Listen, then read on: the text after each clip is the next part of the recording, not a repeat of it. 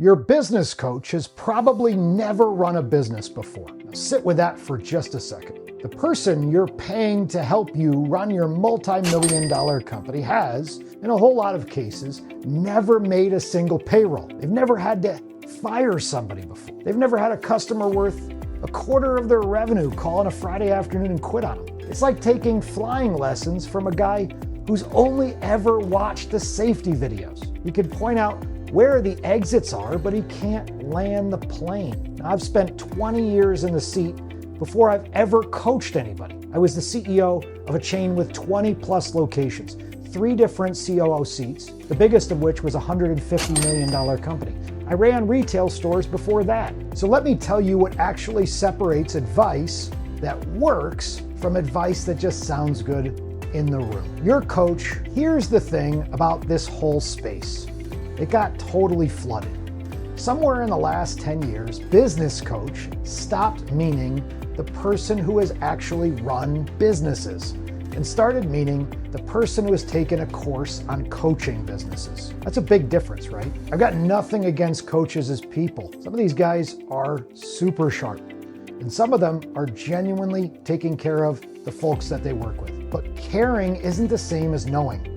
And a certificate isn't the same as scars. When you've actually sat in the seat, you carry something a course can't hand you. You felt that specific kind of sickness that hits at 2 a.m.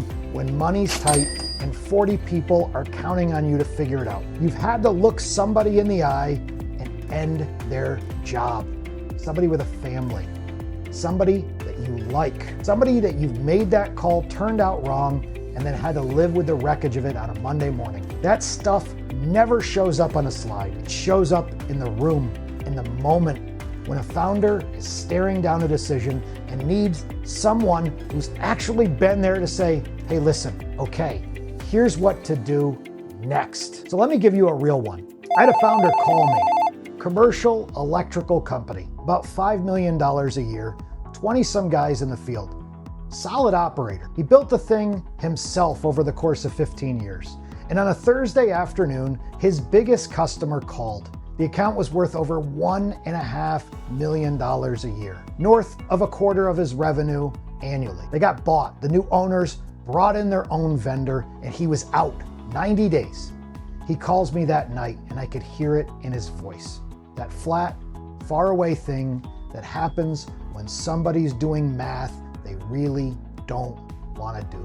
Now here's where the difference shows up. What passes for coaching in that exact moment usually lands one of 2 ways. Either somebody opens a framework and starts walking him through a worksheet, or somebody goes soft and therapy mode on him. How does that make you feel? What's the lesson here? And look, the guy's got 2 kids, a mortgage, 20 families riding on his payroll. He doesn't need a worksheet. He doesn't need a feelings check. He needs to know what to do in the next 72 hours to survive. So I didn't reach for a framework. I reached for the time that it happened to me. When I sat in the CEO seat at that frozen dessert chain with 20 plus locations, when same store sales fell off of a cliff in a stretch I'll never forget. I've lived the revenue cliff math.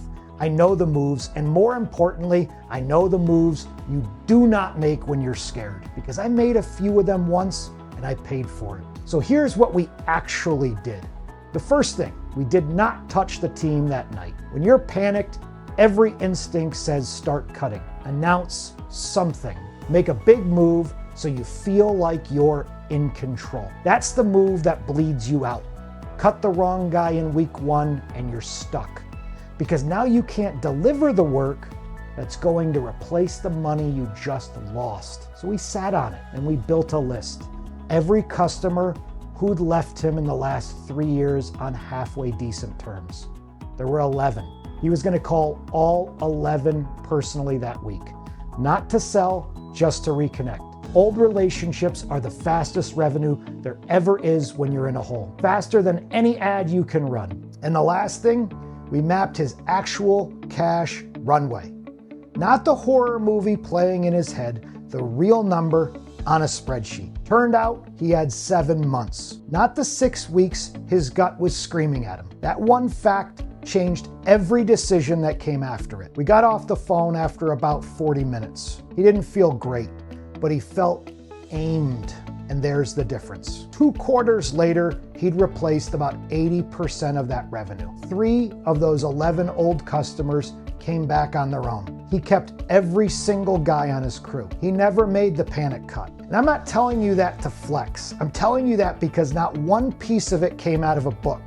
It came from having my own hands on the wheel when the road got bad. Now let me say something about frameworks, because I know what some of you are thinking. Frameworks are useful. They are. Hell, I built one. I install an operating system inside businesses I work with. So I'm not the anti-framework guy. But a framework is a map, and a map is only worth something if somebody's actually driven the road. You can hand the cleanest map in the world to a guy who's never left his driveway. And the second the bridge is out, he's parked. He doesn't know the back way.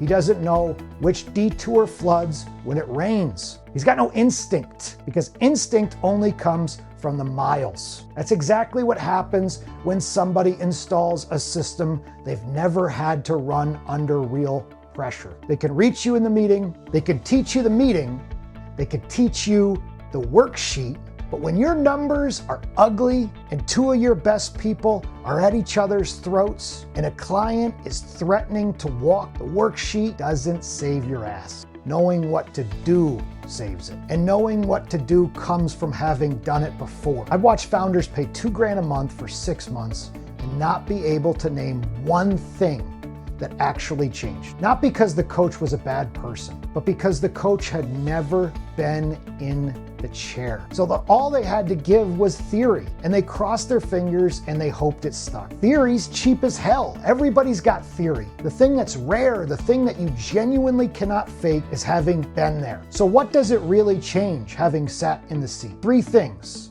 and none of them are soft. It changes what you can see. When you run a P&L, you spot the problem behind the problem. A founder tells me, I've got a sales problem. I've sat through enough of these to know that half the time it's not sales at all. It's that he's the only one who can close, and the whole pipeline waits on him. You don't catch that from a certificate. You catch it from having lived it. It changes what you're willing to say. A coach who needs that monthly check stays careful. He doesn't want to lose you, so he sands the edges off the hard truth. Now, I'll sit across from a founder and tell him the thing nobody else in his building has the standing to tell him, because I've earned the right to, and because I'm not scared of that conversation. I've had to fire people I've loved. Telling you something true is easy next to that. And it changes what happens when it gets real. Theory shows up in the calm. Operating shows up in the storm. When it actually hits the fan, you don't want the guy who read about storms. You want the guy who's been out in one and brought the boat back.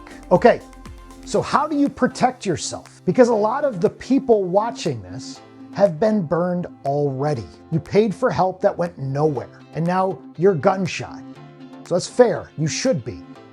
Here's how you vet anybody before you hand them $1. 4 questions. Ask them straight to their face. Number 1, what have you actually run? What was the revenue? Not who have they coached, what have you run? You want a real seat and a real number. If the answer goes vague, if it's, I've worked with companies that, you get a sideline guy, keep moving. Number 2, tell me about a time that it got badly wrong and what it cost. Operators have scars, and they'll show them to you because that's where the lessons came from. Somebody who's never been in the seat hands you a polished little failure that's really a brag in disguise. You'll feel the difference in your gut. Number 3, when it hits the fan in my business, are you in the room with me, or are you emailing me a worksheet? Find out if they can get their hands dirty or if they coach from a safe distance and assign you the homework. And number 4, how many other people are you doing this for right now? If somebody's juggling 100 clients, you're not buying an operator. You're buying a content subscription. Real operating attention can't stretch to 100 people. It just simply cannot. Write those 4 down. Use them on me.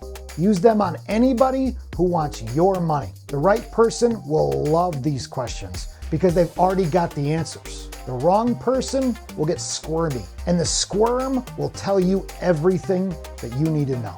What did you run? When did you get it wrong? In the room or sending homework? How many others? Look, I'm not up here telling you every coach is a fraud. That's not true, and it's not the point. The point is simpler than that. When you're running something real, when there's actual money and actual people on the line, advice from the seat and advice from the sideline are not the same animal. One of them has stood where you're standing now. The other one has only read about it. So the next time somebody offers to help you run your company, ask those 4 questions. Find out if they've ever been in the chair. Because when it's your name on the building and your people out in the field and your family at the dinner table waiting to see how the year shakes out, you don't want the guy who studied the storm. You want the guy who's been out in it. That's it. I'll see you next week.